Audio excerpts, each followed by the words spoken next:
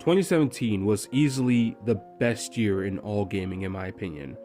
Every company was putting out genre-defining title after genre-defining title. It seemed almost every week you had something new to play. Zelda Breath of the Wild, Super Mario Odyssey, Sonic Mania, Persona 5, Dragon Quest XI, Horizon Zero Dawn, PlayerUnknown's Battlegrounds, Fortnite even, Cuphead. So many games released back in 2017, and the bar has been set too high. 2018 had great games. 2019 had great games. 2020 and 2021 didn't have as many great games, but we've been in pandemic for the past couple years, so it's understandable. But we're in 2022 right now, and it's looking absolutely fantastic so far. While there have been some delays, such as Starfield and Breath of the Wild 2 getting delayed to 2023, most of 2022 is still pumping out amazing games, a lot of which look to be the same quality as games from past years like 2017 and 2018, and even more of which seem to be continuations of games from 2017, which spawned the joke that 2022 in gaming is just going to be a 2017 sequel, which there's a lot of games coming out that seem to be pointing in that direction. Breath of the Wild released in 2017, and before the delay was announced, we were going to get Breath of the Wild 2 late this year. Mario plus Rabbids Kingdom Battle 2017, Mario plus Rabbids Sparks of Hope is releasing this summer. Horizon Zero Dawn, we got Horizon Forbidden West back in February. Splatoon 2, we're getting Splatoon 3 later this summer. Xenoblade Chronicles 2, we got December 2017. We're getting Xenoblade Chronicles 3 in just a couple months. It's not even to mention the standalone games that are coming out or have come out. While I haven't personally played it because I know I would never get past the first enemy, Elden Ring has been doing amazing numbers and everyone's been loving it. I played Kirby and the Forgotten Land. That was a fantastic game. And I'm getting a lot of nostalgia from Lego Star Wars The Skywalker Saga, which is almost everything I loved about Lego Star Wars The Complete Saga, plus more, which, how can I argue with that? So, barring Kirby and Star Wars, since they've already come out, what games am I personally excited for 2022? Alright, I know I literally just said that I wasn't going to talk about Star Wars and Kirby since they're already out, and Soundfall is also out, but I want to talk about that because that is the only indie game on my list. I do have it, I haven't beaten it. Soundfall is a rhythm-based looter shooter, top-down, dungeon crawling style, sort of like something like Hades or Diablo. I don't know what made me want to get it, because I normally don't play these kind of games. I don't play looter shooters, and I don't play dungeon crawl, roguelike, that's the genre. I don't play roguelikes. I don't enjoy them. So why Soundfall intrigues me, I don't know. But from what I've played, it's a really good game. I absolutely recommend you at least give it a try if you can.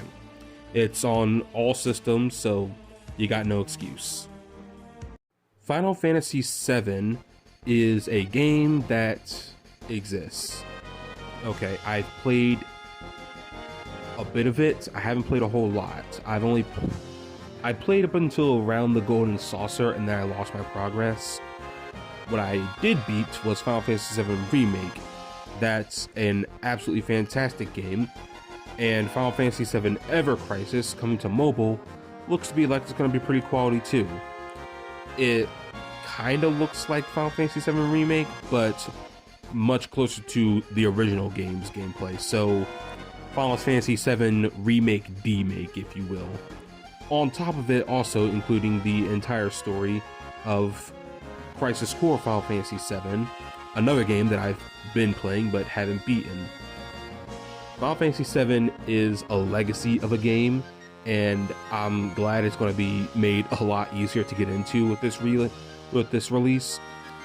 I just wish it was on something other than mobile.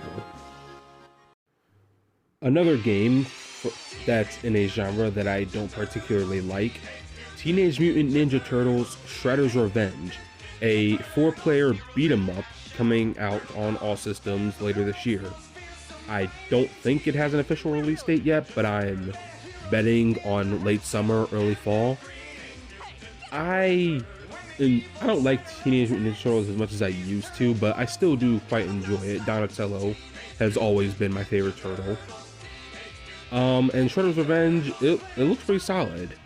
Again, much like Soundfall, I don't know why I'm suddenly attracted to a genre I don't like, but I don't know, Shredder's Revenge looks pretty good, so I'm gonna give it a shot probably.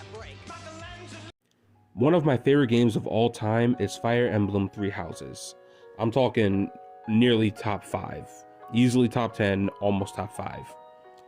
In my last video, I mentioned Fire Emblem Three Hopes, which was announced in a direct back in February. The game looks pretty good, but I'm a little skeptical on buying it, even though I don't think I should be. The original Hyrule Warriors was not a game I liked, and I didn't even bother with the original Fire Emblem Warriors.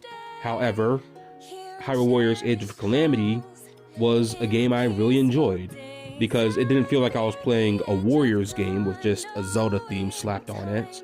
It felt like I was still playing Breath of the Wild, but faster paced action and more emphasis on combat and flashier moves. I'm hoping that Three Hopes feels like I'm still playing Three Houses, but the similar way that Age of Calamity was just faster paced. Now, how that's going to work, I have no idea, because Fire Emblem is a turn-based tactical game. It's like playing chess. So I don't know how I'm going to go from playing chess to playing Dynasty Warriors and still feel like I'm playing the chess game. But we'll see what happens when the game comes out. I'm absolutely getting it day one. Probably going to pre-order that shit. But I'm a little skeptical. 2017 was full of surprises in terms of high-quality games. Probably the biggest high-quality surprise was Mario plus Rabbids Kingdom Battle. The Rabbids are easily the most annoying figures to ever be put into a video game. Why Ubisoft created them in the first place, I'll never know, but if they were slowly building up to the creation of Mario plus Rabbids Kingdom Battle, then I guess I can forgive them for that. That game was surprisingly fantastic, and Sparks of Hope looks to be even better with a whole different battle system and new mechanics, but obviously a direct sequel. I don't know if it's going to be a day one purchase for me personally, but I'm absolutely going to play the game. It looks fantastic. I just hope that Nintendo gives us more gameplay footage than we've been given, because we haven't really seen anything about the game since E3 2021. And I was hoping for more footage back in the February Direct, but that didn't happen. So get on that, Nintendo. Let me see this game so I can be excited to buy it. In the past 5 or so years, Sonic the Hedgehog has been doing really well, actually. He wasn't doing too hot in the 2000s, and he definitely wasn't doing so good in the 2010s. But come 2017, with the release of Sonic Mania, the series has been seeing a rebirth, a sort of revival of quality content. Even when he stumbled with Sonic Forces, that game still looks good and has great music.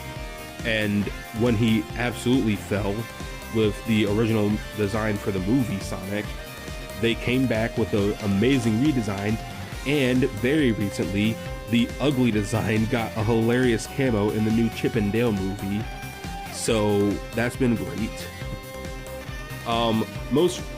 Later on this year, around the holiday, Sonic's getting a new game, his first 3D game in a while, Sonic Frontiers, which looks to be a fully open world 3D Sonic game, something personally I've wanted for a while. Sonic Generations was fantastic, but I was hoping that there'd be a game where you could just run around. Doesn't matter where you go, just Sonic. Go anywhere, be fast. Who cares? In fact, I've wanted an open world game where you can play as a speedster for a while. I recently learned of a canceled Flash game, which kind of made me upset because that would have been amazing. So hopefully Sonic Frontiers is a good game. We haven't gotten a lot yet, but if the recent track record of Sonic is anything to go by, I'm confident Frontiers will be a good game. And speaking of Frontiers, later this year, we're also getting Avatar: Frontiers of Pandora. Avatar was one of my favorite, no, not that Avatar, that Avatar. As I was saying, Avatar was one of my favorite movies for a while. In fact, it's still one of my favorite movies. I had the original DS, I had the DS game back when I was a kid, and recently I got to play the console game courtesy of my friend Spartan J. And both were pretty good games. And when Ubisoft announced that they were making Avatar 2, it really caught me off guard, because that was probably the last thing I expected. But if nothing else, this is 100% pushing me over the edge to finally get an Xbox for this generation, because this thing ain't coming out on the Switch, I tell you that. But yeah, I'm 100% getting Frontiers of Pandora. It looks to be fantastic, if only for one slight issue I may have with the game. The footage they showed looks like the game is going to just be in first person, which I'm really hoping it's not. But either way, I know I'm going to love the game. And on top of that, I recently saw the trailer for the second Avatar movie, finally, after what, 10-11 years. Avatar: The Way of Water. So now I hope that the third movie is Way of Earth and the fourth movie is Way of Fire. Otherwise, I want my money back. Sports games aren't really my thing, even Nintendo sports to an extent. The only sports games I can remember genuinely loving are Madden 09 for the Wii, Madden 08 on 360, and the Wii Sports games. That's just how it is. But the new Mario Strikers Battle League coming out, looks pretty solid. I don't really have any concrete reason for wanting it, apart from the soundtrack. I recently listened to the soundtrack for Mario Strikers Charged, and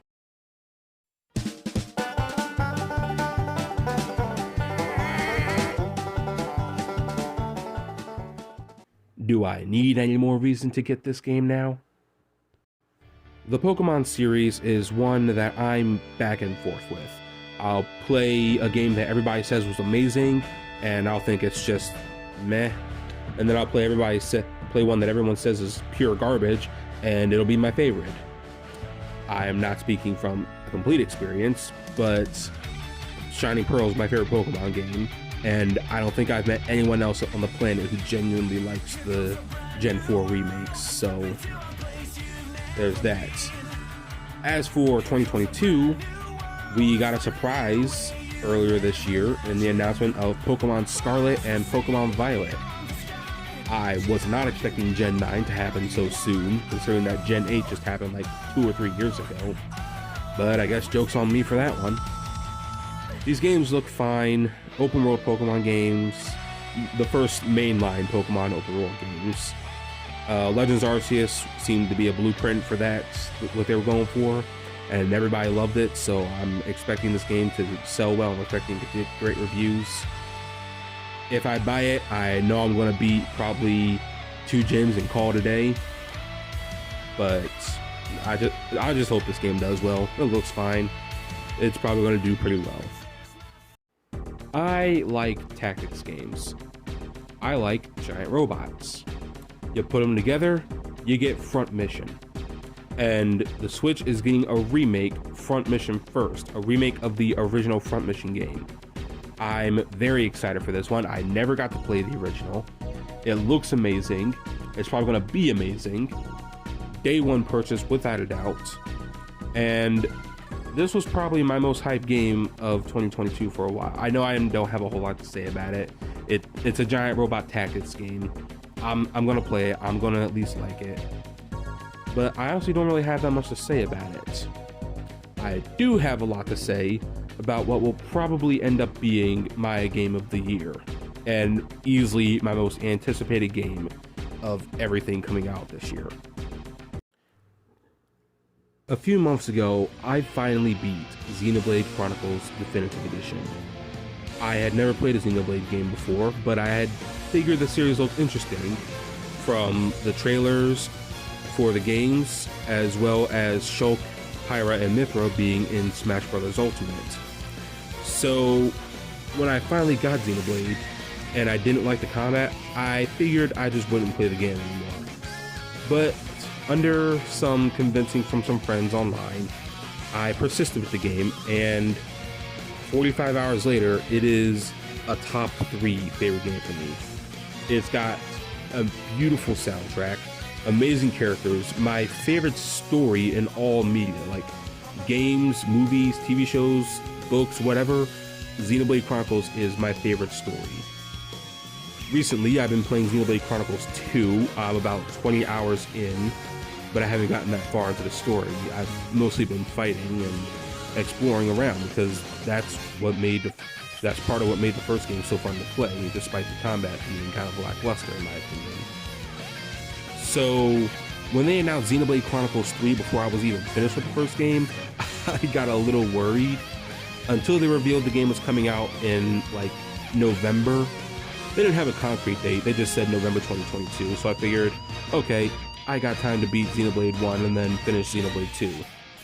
Now I'm in a panic playing Xenoblade 2 because they pushed the date from November 2022 to like middle of July 2022. I don't know how they managed to push the game that far ahead and so soon, but they did, so that's going to be amazing. I'm already calling it that this is going to be my favorite game of the year. Xenoblade 1, one of my favorite games ever. Xenoblade 2, a lot of people have told me it's trash, but so far I'm quite liking it. The combat's not as good as the first game, which I already said I kind of don't like it originally, but the music is just as good. I enjoy exploring the world a lot more, surprisingly, and the characters are mostly just as solid, with one exception. No, not him. Him. Despite that one character flaw, Xenoblade 2 has been a really fun game so far.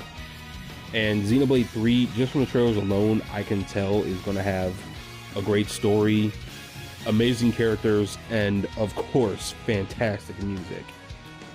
I hope it's as good as it looks, and I hope it's as good, if not better, than its predecessors.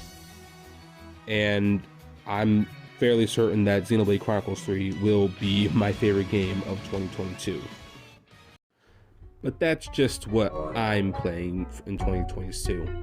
Whatever you guys play in 2022, I don't know. All I know is that this year is going to be great. Is it going to live up to 2017 as people have joked?